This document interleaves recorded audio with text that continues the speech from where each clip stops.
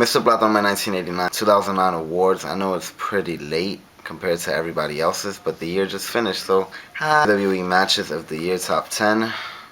There's some matches that I missed this year, so if you feel that it should have been on the countdown, maybe I didn't see it, like Ray versus Jericho, Mask versus Title. I didn't get to see it, but I heard great things.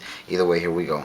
Number 10, we have Rey Mysterio versus John Morrison for the Intercontinental Championship on SmackDown. Great match. What do you expect? Number 9, Randy Orton versus John Cena, bragging rights, the Iron Man match. I'm a big fan of Iron Man matches, and this was a good way to cap off their feud that's been going on for God knows how long. Number 8, the Royal Rumble 2009 match. Big fan of Orton. Randy Orton won, and we saw a return or a brief appearance by Rob Van Dam, which was a freaking mark-out moment. I don't think anybody really expected it. Number 7, we have the Elimination Chamber from No Way Out, where Edge came in, attacked Kofi, and walked out as the champion after losing it earlier before. Nobody really expected that. Once again, continues being the ultimate opportunist. Number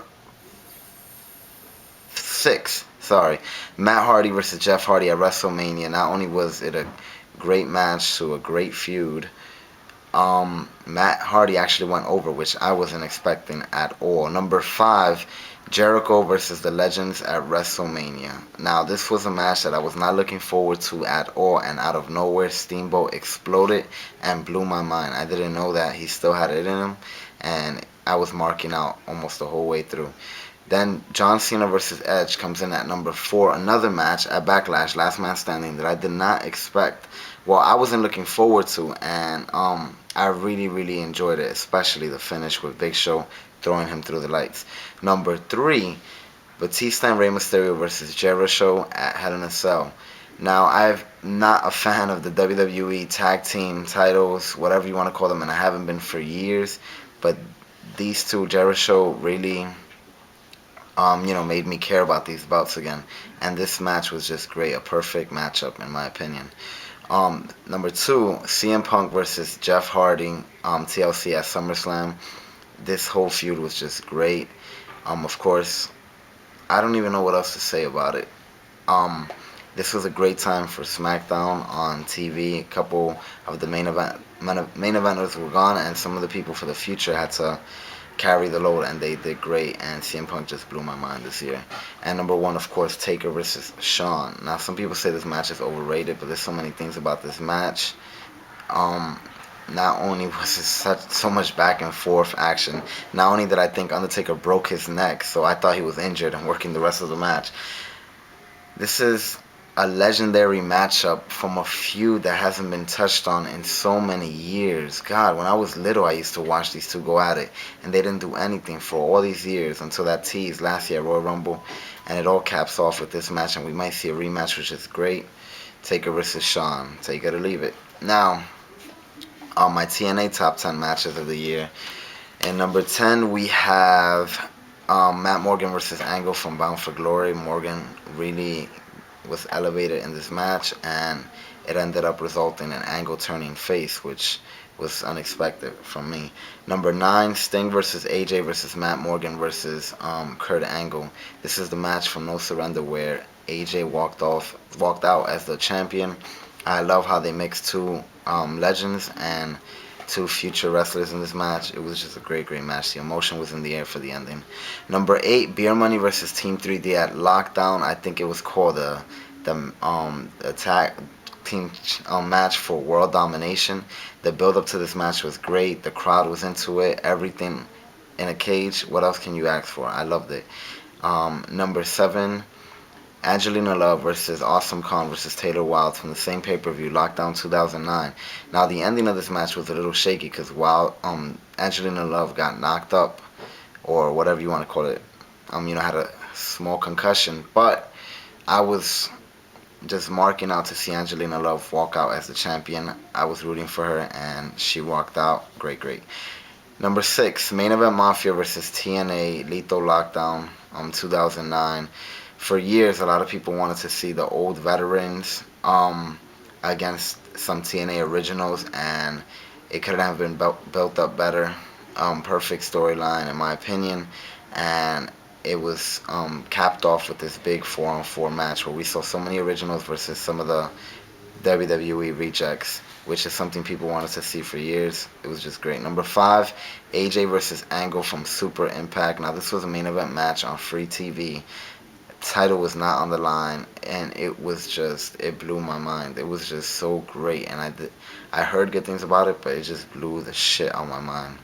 Number 4, early match from 2009, from Genesis, Chris Sabin versus Alex Shelley for the X Division title. What more can you say? What more can I say about this match? These two went out there and just put on a show. Angle versus Jarrett comes in at number 3. Right away when I saw this match early in the year as well from Genesis, I was just like, wow, match of the year contender. And it helped that spot for TNA. Number 2, Desmond Wolf versus Angle from Turning Point. Nigel McGuinness versus Kurt Angle. Come on. AJ Styles versus Joe versus Daniel came in at number 1 for the World Heavyweight Championship from Turning Point. I never would have thought that in 2009 we would see these guys who were the pioneers or whatever really put over the X Division back in 2005. I never would have thought that I would have been seeing them competing for the World Heavyweight title in a modern pay-per-view with all these other guys still around, Kurt Angle and all these other people. I never thought I'd see it come, and it came, and it was a great, amazing match. The finish led to AJ versus Daniel, which is a match to mention. I just didn't put it in because AJ and Daniels were already in this match. I didn't want to, basically, whatever. AJ, whatever. Anyways, now, some awards. Match of the year goes to Shawn Michaels and Undertaker. Tag Team of the Year, Jericho. I really was not a fan of WWE Tag Team, and these guys really carried that belt and made it seem important for those 6 months, 4 months, 5 months, whatever, from July to the end of the year at TLC. Feud of the Year, CM Punk versus Jeff Hardy. I became a big CM Punk fan this year.